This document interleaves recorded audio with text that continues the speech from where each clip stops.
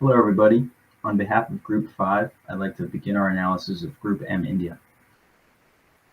I'm joined by Anna Morrison and Jess Nagy, who will introduce themselves in a minute. My name is Mark Bondi, and I studied my undergraduate degree at the University of Pittsburgh. There, I earned my bachelor's degree in mechanical engineering. I currently work at Covestro, which is a company that makes polymers here in the Pittsburgh area. This is my second to last class at RMU, so I'm really glad to see the finish line approaching. I was born and raised in Pittsburgh, where I still live today. For my hobbies, I'm a scratch golfer, and I love to travel the world and eat delicious food. Next, I'll turn it over to Anna to introduce herself. Anna? Hi, my name is Anna Morrison. With my undergraduate, I started here at Robert Morris, and I'm still currently going for my undergraduate, but I'm doing the integrated program and will be graduating in December. Currently, I'm working at DSW as a sales supervisor, so I'm one of the managers. And then with my MBA progress, I have 4 MBA courses left. I have 1 more summer course and then 3 more in the fall.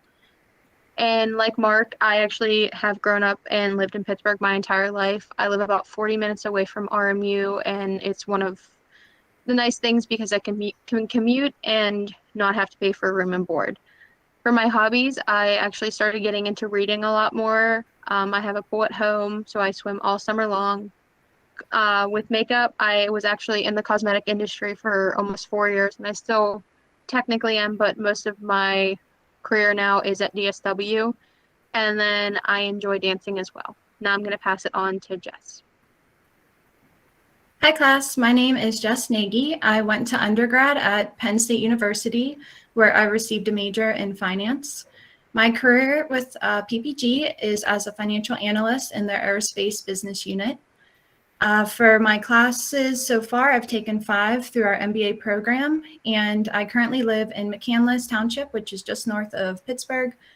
And some of my hobbies and interests are reading, running, traveling, and gardening. Next, I'll turn it over to Mark. So for today's goal, we hope that by the end of the presentation, you will have a feel for what we think GroupM's strategy could look like moving forward. I will start by assessing GroupM's digital maturity given their current environment, challenges in the industry, geography, and support this with some examples. Then Anna and Jess will share some strategic ideas and priorities across 4 domains, those being product, profile, people, and partnerships. We will bring that all together at the end with some summary and conclusions for your feedback. To begin, we wanted to pull out some of the key stats from our reading that illustrate GroupM's strengths and state of the market. As the population of internet users is expected to triple from the current year of 2012 to 2015, clearly this is a great market to be in.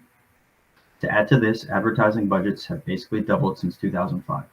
The company has a roughly 40% market share right now, but unfortunately this is mostly in what they call above-the-line businesses, which can be thought of as TV ads, print ads, radio, and billboards, to name a few. At this juncture, we know the world is changing to a mobile-first world. To add to this, the new CEO is entering as a weakening currency and economy in India causes a tightening of wallets in the industry. So the question becomes, yes, the market setup is for major growth, but how can the company maintain their leadership and grow into the changing environment? You'll see on the right-hand side in Figure 1 a chart from the MIT Sloan article, which breaks down where the companies fit on the transformation spectrum of digital maturity. We felt this was a great graphic to estimate where we think GroupM fits. For a number of reasons, we think that GroupM is transitioning between early to developing. We've assigned them a score of 3 out of 10, and here's why. GroupM's core competency lies outside the mobile wave right now. They know they need to pivot and are planning to, but just haven't yet. Right now, most of their customers are big and slow. They represent a huge spend on the traditional side of media, but we know that with the shift, as 70 to 80% of the conversations the CEO is having go straight to digital. We feel that GroupM doesn't have the right setup yet to drive this conversation, but instead are followers in the market. As reported by their team, GroupM is siloed right now. Data lives within the platform of media and is not cross-functional. Also, the agencies under their brand are in competition with one another and can put their own interests first. Right now, GroupM is losing bids to smaller and more specialized players in the market. They know that they need to develop new strategies and become more nimble. Fortunately, it's not all bad news though. As of 2012, only 6% of new investment dollars are going to digital and mobile. We expect this to increase, so the timing is right for the CEO to re-strategize and indicates how early we are in this transition. So this begs the question, why not a 1 or 2 for the score? What are they doing right that gets them up to a score of 3? First, we know that GroupM is starting to experiment with new segments in gaming, internet ads, and online classifieds. India has been lagging behind the developed world for a while and basically skipped the personal computer wave. Their young population has become mobile and tech savvy, which is a good thing. The stalwart US-based technology companies are making major inroads in India, so GroupM is integrating and planning on utilizing them since they're seen as the default entry points for other businesses. As noted in our MIT reading, digitally mature companies start out with small innovations and experiments which transition into capital I innovations. The article tells us of 4 to 5 small ventures and ideas with varying degrees of progress. So it's clear that GroupM is trying new things and has started, but is still behind given their size. With this background in place, we can explore what they should do next. For this, I'll turn it over to Anna again. Anna? Okay, so with question 2, it's asking if we were to revise Sravana's at the point in time, what are your key priorities for addressing the gaps in the domains of product?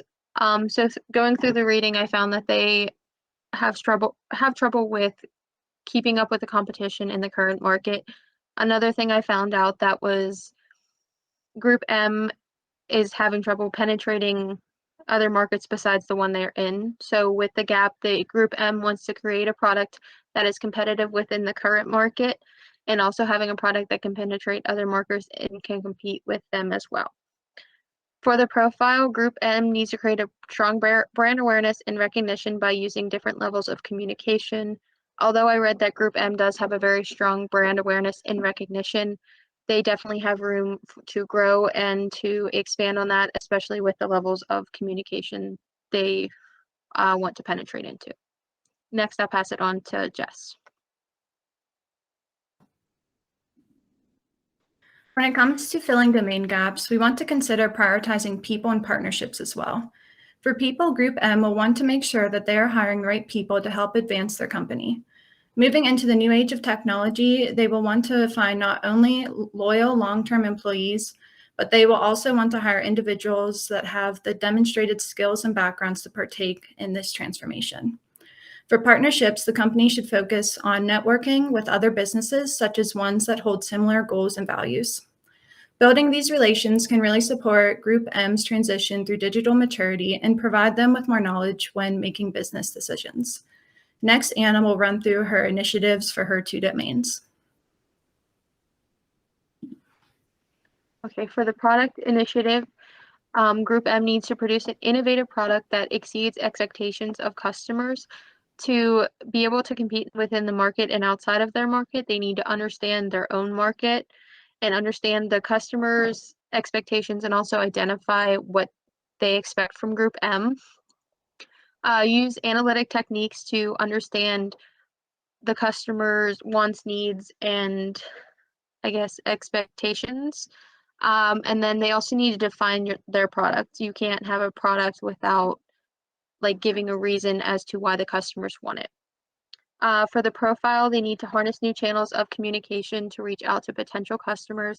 As I mentioned in the first slide, they definitely have limited resources with what levels of communication and what channels they have. Through the readings outside of this and in the reading in class, social media platforms definitely need to be utilized. This includes Instagram, TikTok, Twitter, Facebook, anything that will reach to potential customers and to the customers they already have. They also need to take in consideration as to what they want to say to the customers. If they go into a tweet and say, oh, this product is great, they're not presenting their business and the product that they are presenting in the best way possible. And then they also need to establish a strong mission statement. And this goes back to kind of giving that strong brand awareness and recognition. Next, we'll pass it on to Jess with her initiatives. As previously mentioned, people and partnerships are 2 of the 4 domains that we believe GroupM should prioritize if they don't want to drop as a top competitor in their industry. Here I've outlined initiatives supporting the previously mentioned gaps. If GroupM wants to retain skilled and loyal employees, they will want to align with HR and their hiring requirements to ensure the company is attracting the preferred applicants. The company will also want to rethink the benefits and salaries currently offered to staff. Having a positive and inclusive culture at work is also important to employees and will help people stay with the company longer and attract potential recruits. Additionally, GroupM should consider developing growth plans for their employees. Corporate growth has become an extremely important factor in the last couple decades, and it has become common for younger individuals to job hop in order to keep growing in their careers. If GroupM encourages this type of growth for its employees, this will motivate workers in their roles and build employee and employer loyalty. If GroupM wants to foster positive relations with other organizations, they should find experts or consultants to review company policies and processes that may currently be hindering their growth.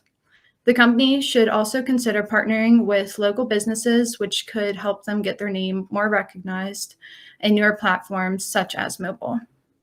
GroupM could also collaborate with other companies to further their growth in various markets and could encourage networking amongst management. Acquiring other companies can also aid in positive partnerships, but I would suggest this step occurs after they are well into their business strategy shift. During this presentation, our team concluded that GroupM will need to make changes to their business strategy in order to stay competitive in their industry. Mark told us that the company can do this by focusing on their growth in mobile and mapping out a strategic plan to reaching a mature digital level. Anna and I also suggested ways for GroupM to fill domain gaps in product, profile, people, and partnerships. For product, the company needs to create something that is a competitive and versatile product across multiple markets. For profile, the company should focus on building awareness and recognition. GroupM will also want to retain advanced and loyal workers to fulfill the people domain, while in partnerships, they should focus on building relations with like-minded groups to optimize opportunities. This concludes our presentation, and thank you for your time.